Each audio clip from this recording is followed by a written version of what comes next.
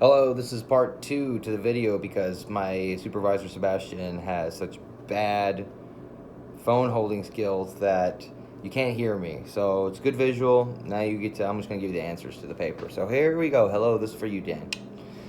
So, first off, number one, what did you do? Were you given any special projects? And what did your workday consist of during, and did you attend meetings?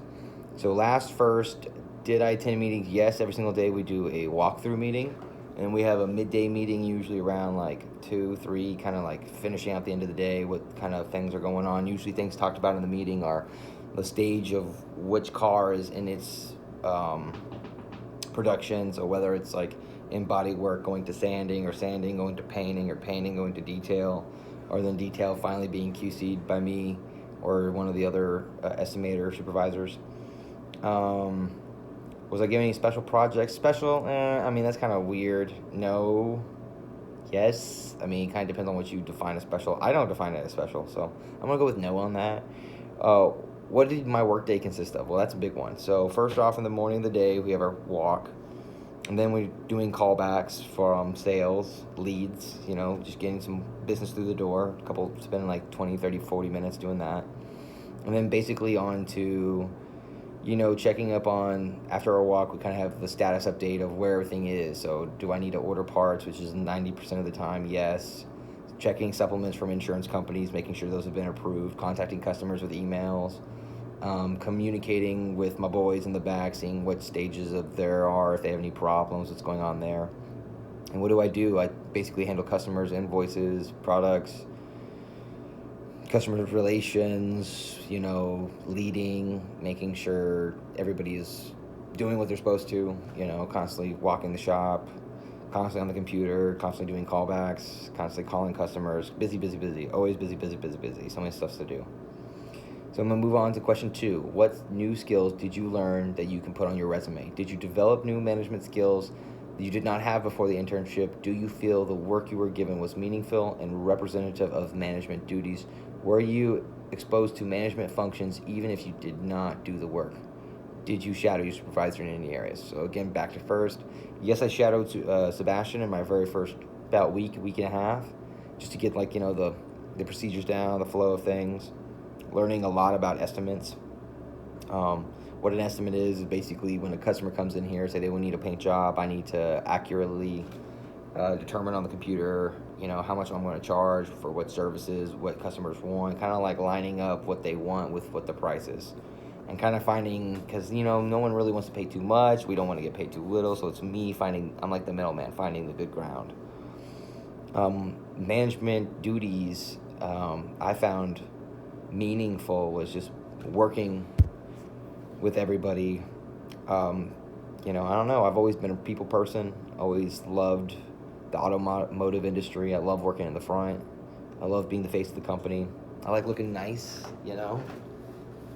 So I don't know. I really do. I really like this, and I have learned a lot of different skills I could put on my resume, like learning CCC, computer management, doing invoices, ordering parts, filling out worksheets, time, labor sheets, paint management. I mean, these are all things that all have to be done at this job, so I have learned to do all of those, so I could definitely put that on my future resume for auto mechanics, which is really fun to me.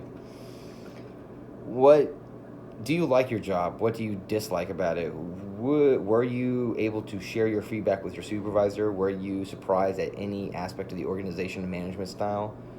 What was your supervisor's management style, and did you enjoy working for them? If not, what didn't you like?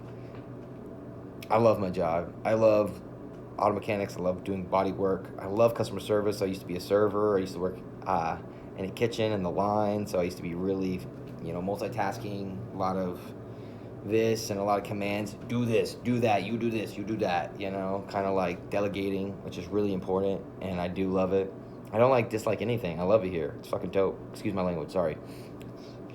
Um, were you able to share your feedback with your supervisor? Yes. Had a lot of feedback. I'm actually good friends with my supervisor, so we have a really open dialogue, and that was really fun. I was surprised at the aspect of the organizations of the management because it was a little disorganized, but over the last 3 weeks, we've been kind of revamping the company. I've been here the whole time joining that, so I've been really enjoying that. Do I enjoy working for them? Yes, I love it. And what I love about the job, just to reiterate, I mean, I love a good paid lunch, man. I love a good cigarette break. I like a good flexibility with hours. I like they have the respect to give me time to do cool stuff like this, and they put their employees first with their education. That's really important to me, so I do respect that. So, would you recommend this company for employment? Hell yeah. Oh my God, put this on your list. ACC, Mako. Oh my God, it's a great company. We have a great auto body department at ACC, Riverside, Crockett, and Reagan. I would love to recommend this to anybody who else is going into this. Mako's a great place to put your foot in the door. They're not going to be hard on you or judgmental and going to give you that space to grow. Would I work for this company full time if offered a permanent position? I do work here permanently, 50 hours a week. I'm working Monday through Saturday. It's expensive, so. Are you comfortable asking my supervisor for a letter of recommendation? Hell yeah, I am. I think I do great here. I think I put in 110%, and I'm always willing to improve, come with a good attitude, always on time. That's me. So I definitely would never be scared to ask for a recommendation, because I'm awesome. He's awesome. We're dope.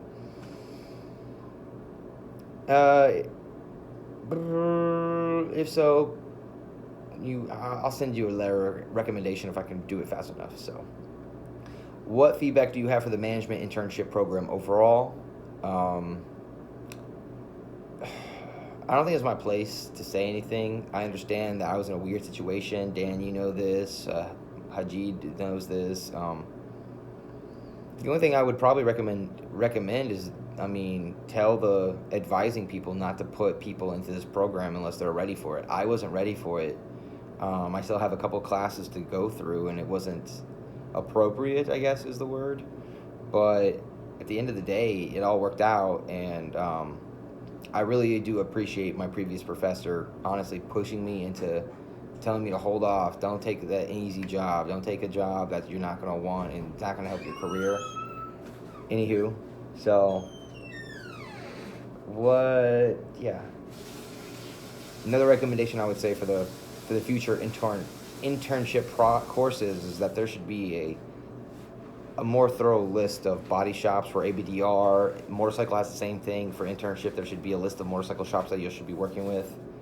I didn't appreciate having so little options. That was all up to me, and the only options that basically were handed me were an hour and a half away and Dripping Springs or far away from me, and it's like, dude, I know that y'all have jobs at the ACC that y'all could have easily put me in, and that could have counted for the internship. So that's like something maybe to look at, is maybe collaborating with your own departments at Riverside or the other ones to have other opportunities for internships. Seems a little like a wasted opportunity there, because people are already training up there. They already feel comfortable up there, so it'd be best if they were already in a place they would succeed. So, number 6, how did COVID-19 affect the company that you're working for? What challenges did your company have by shutting down? If they had to shut down, what changes did your company make if they were to stay open? And do you think your company will survive the crisis? Man, from what I've heard from the owner, COVID was awesome. It was dope. It was killer good around here. Basically, the first month of COVID really slowed everything down. But then after that, things just went boom, crazy. A lot of people coming in for these paint jobs, especially once people started getting stimulus checks. People have been putting off paint jobs or car repairs or auto body repairs or safety repairs for a long time, and that little extra money in people's pockets and the free time to maybe finish their projects up and get us to paint it was all there for us. So honestly, it was all business, and business was a booming. Did they shut down? No, they did not shut down. What challenges did the company have to make to stay open? They didn't really have to do much. They had to institute, same thing as almost all the companies around here: masks, washing of the hands, maybe a little more quarantining when people got sick, having people to cover different positions in case of this. But overall, I think the company is stronger than ever. And will it survive the crisis? Hell yeah, it will. Please feel free to add any feedback about your job, the employer, and the course. I would say this course is honestly in my head in the beginning, I was talking a lot of smack about this course. I thought it was unneeded, really dumb. and I didn't really have much respect about before Mako either. But just doing this for the the 100 hours, or I've been here for 4 weeks now, 5 weeks. Actually, this is my fifth week.